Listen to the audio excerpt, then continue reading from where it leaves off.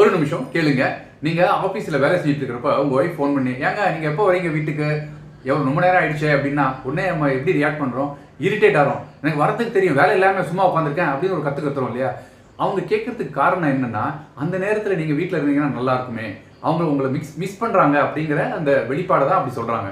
அதுக்கு பதிலாக நீங்க சாப்பிட்ற நேரத்தில் மத்தியானம், என்னம்மா நீ சாப்பிட்டுட்டியா?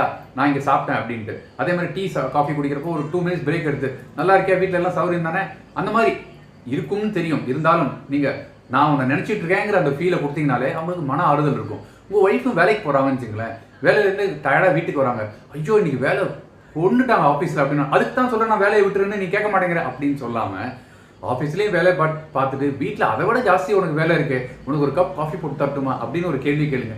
இது வந்து பெண்ணுக்கு மட்டும் அப்ளை இல்லைங்க, ஆணுக்குமே. ஆண் ஆஃபீஸ்லேருந்து வந்து இது மாதிரி சொன்னாங்கன்னா நீங்களும் அது மாதிரி ரிசீவ் பண்ணீங்கன்னா குடும்பம் ரொம்ப சந்தோஷமா இருக்கும். முயற்சி செஞ்சு பாருங்க. Thank you so much. பாய்.